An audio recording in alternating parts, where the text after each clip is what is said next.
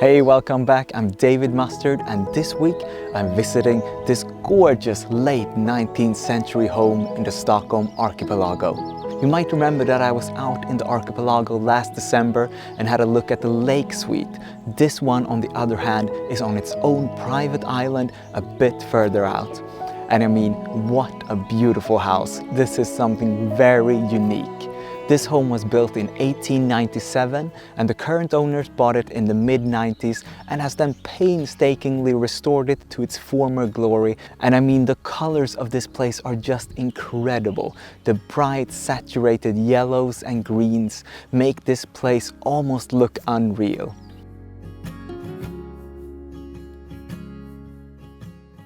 And I am sure this has been said before, but it really reminds me of the home of Pippi Longstocking. Just like every Swede, I've grown up with the books by Astrid Lindgren and the films based on them, where Pippi lives all by herself with her horse and monkey in a house similar to this. Here's a photo of the one from the movie, so this really gives me major nostalgic feelings. Now, when you first arrive here, you have to come by boat, and not a big ferry or anything like that, but a small private boat that takes you to the island. And when you reach land, you just attach your boat to the jetty and step up onto the island right next to the boathouse, which is painted in the same colors as the main house. What's really incredible is that you also have your own private little beach here where you can spend your days during the summer before returning to the house in the evening. And there's more. Here you have a wood-fired sauna as well, and this place is like your own private little spa. You can just leave your clothes out here and step right in, and it's right next to the water as well, so you can run straight out for a cool down in winter. And if you want to use the bathroom, you actually have to go outside to the little house next door. And what a house that is! It's not common to see outdoor loos that look this well designed and traditional at the same time. It makes the whole experience feel a lot more authentic, and it's not that uncommon to have outhouses in Sweden at a summer cottage like this. I'm not sure how common that is around the world, but we got plenty of those in Sweden. Anyway, let's have a look at the main house from the outside. This house has plenty of remarkable features that you have to have a look at. But my favorite feature is probably the tower with its flag right at the top. This is such a distinct feature, and it sets it apart from any other house around this area. There's also plenty of windows on this house, which brings in that gorgeous summer light. And have a look at the indoor veranda here. It has these gorgeous painted windows as well, which the sun shines through and creates beautiful patterns on the inside. And as you might know, when you're this far north, the sun barely sets in the summer, so you have beautiful bright nights where you can stay up and watch both the sunset and sunrise within the span of a few hours. If you go even further north in Sweden, the sun doesn't set at all in summer. Anyway, now let's take a look at the inside of the house.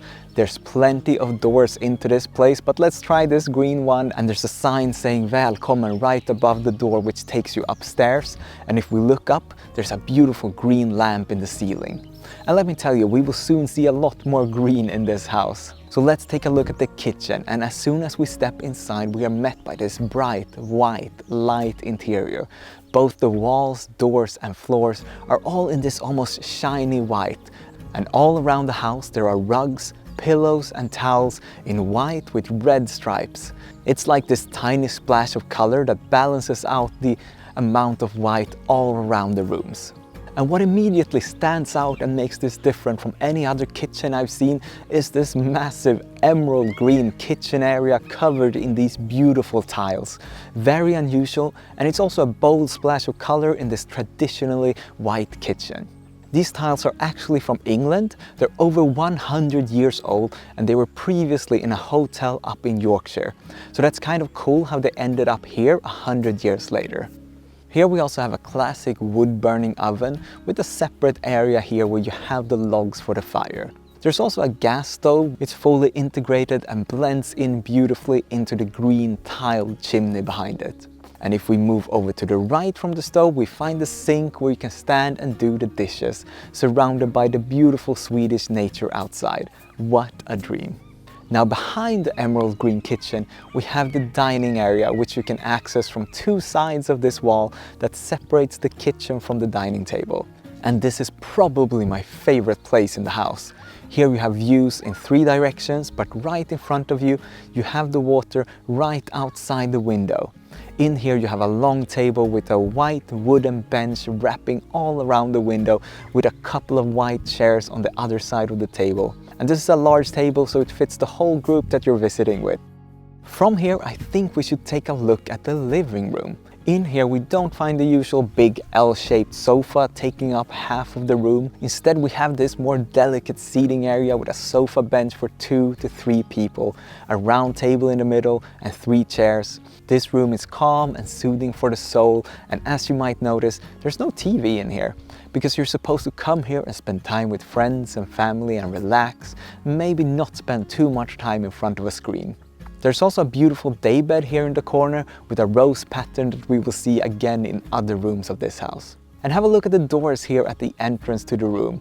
These are classic Swedish turn-of-the-century doors, and we're actually looking for something similar but without the green glass for our new flat, but we're having a hard time finding something like this in the UK. The doors we have seen so far are all a bit too modern, so any tips are welcome regarding where we can find it would be very helpful. Now let's move upstairs to the bedrooms, so we'll go back into the hallway and open the door to the stairway, and the stairway has been painted in this dark green, reminiscent of the kitchen tiles of course, and it is green all the way up with a beautiful white banister running all the way up. There are plenty of bedrooms here, but I'm just going to focus on one of them today, and you will notice that all of the bedrooms have a slightly different color tone. This is one of the main bedrooms in the house, and it has this turquoise checkered pattern and a beautiful view outside. But like I said, there's plenty of beds all around this place, so bring a large family or group of friends.